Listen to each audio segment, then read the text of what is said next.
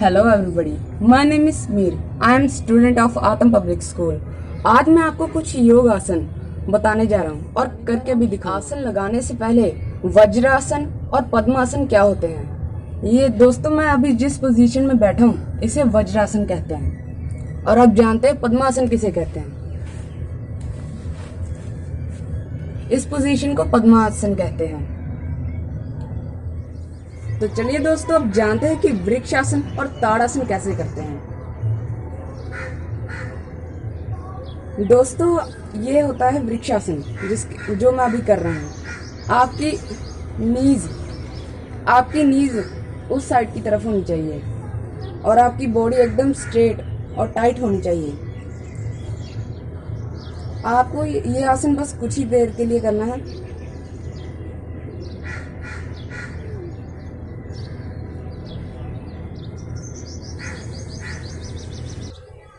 चलिए दोस्तों, वृक्षासन करने के बाद अब जानते हैं कि ताड़ासन कैसे किया जाता है। अपनी बॉडी की ये फुट हैं, उनको थोड़ा सा ऊपर उठाएं और अपने शरीर को टाइट करें एकदम। अपने हाथों को ऊपर की तरफ खींचें और नीज को नीचे की तरफ। इसे कहते हैं ताड़ासन। ये आपकी ग्रोथ के लिए बहुत अच्छा होता है। ग्रोथ और हाइट के लिए बहुत अच्छा होता है। बस आपकी जितनी एबिलिटी है आप उतनी देर चाहे कर सकते हैं। दोस्तों, अब जानते हैं कि पश्चिमोत्तासन कैसे करना है। इस आसन को करने के बहुत फायदे हैं। ये आपकी थाई, स्टमक और आपकी रीढ़ की हड्डी के लिए बहुत लाभदायक होता है। अब चलिए जानते हैं कि ये कैसे होता है। अपनी बॉडी के हाथों को ऐसे रखें ऊपर की तरफ और धीरे धीरे नीचे।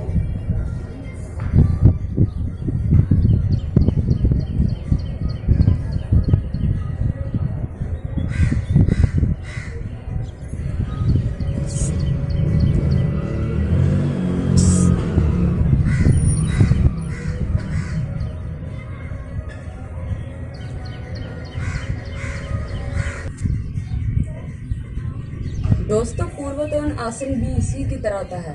बस इसमें डिफरेंस क्या है कि आपको पैर अपने सीधे ही रखने हैं और आपको अपने फीट आगे की तरफ झुकाने हैं। आप अपने हाथों को इस तरह अंदर की तरफ घुमाएं और थोड़ा अपने आप को थोड़ा ऊपर उठाएं।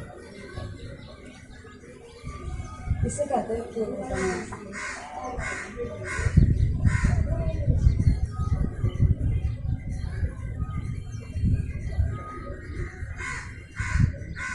Vex.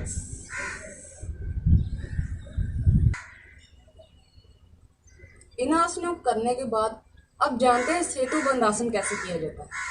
सेतु बंद आसन करने के लिए आपको इस पोजीशन में बैठना होगा और लेटना होगा। अब आपको अपने हाथों से अपने पैरों को पकड़ना होगा, फिर अपनी बॉडी को ऊपर की तरफ पुश करना है कि आपकी चिन आपकी चेस्ट के साथ लग जाए।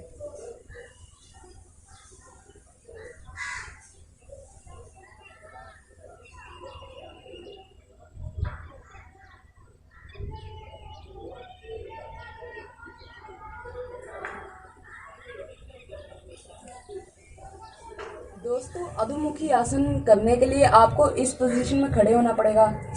इस आसन को करने का मतलब यह है कि इससे आप जल्दी बूढ़े नहीं होते और आपकी स्किन पे ग्लो आती है और आपका रेस्पिरेटरी सिस्टम बहुत अच्छी तरह से काम करता है। अब चलिए करते हैं अधोमुखी आसन।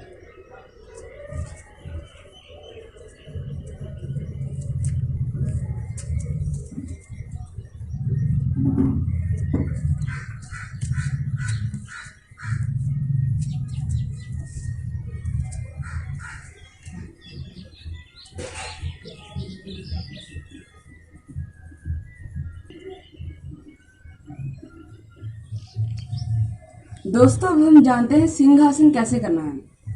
पहले आप पद्मासन में बैठें, फिर अपने नीज पर खड़े हुए और फिर अपनी चारों उंगलों में अपने अंगूठों को रखकर ऐसे इस तरह इस पोजीशन में है। अब आपको अपनी जीभ निकाली है और ऊपर की तरफ देखना है।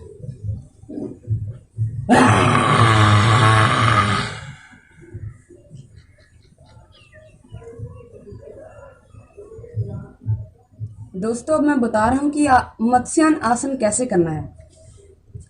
पहले अपने ये वाले पैर को आप इस तरह लेकर आए, फिर दूसरे पैर को अपनी थाई के पास यहाँ पर रखें, फिर अपने मुंह को उधर शोल्डर की तरफ करें और अपने हाथ को इसके यहाँ पर रखें।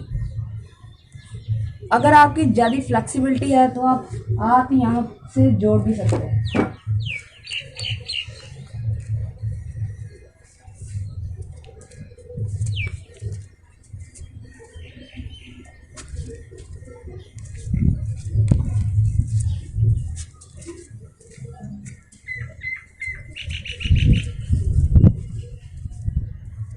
दोस्तों अब मैं आपको बताने जा रहा हूँ कि क्वीन ऑफ आसन यानी सर्वांग आसन कैसे करना है। पहले पूरी तरह सीधे से लेट जाएं, फिर अपनी टांगों को सीधा उठाएं, फिर धीरे अपने शरीर को एकदम से ऊपर खींचें और अपने हाथों को अपने शरीर को बैलेंस करने के लिए अपने हाथों को पीठ पर रखें।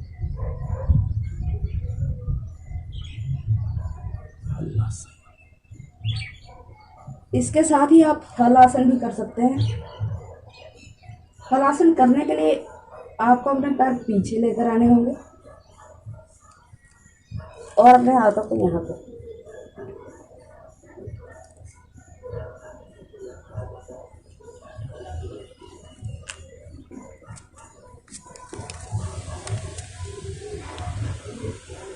दोस्तों इन आसनों करने के लिए आपको धीरे धीरे शुरुआत करनी चाहिए, क्योंकि ये आसन आपके लिए immune system, respiratory system, back pain जैसी बीमारियों को ठीक करने के लिए हैं। अगर आपको शुगर, डायबिटीज़ जैसी बीमारियां हैं तो प्लीज़ इन एक्सरसाइजेस को ना करें और प्राणायाम करें। ये सारे योग और प्राणायाम आपके सेहत के लिए बहुत अच्छे होते हैं। घर पर रहें, योग करें और निरोग रहें। थैंक्स।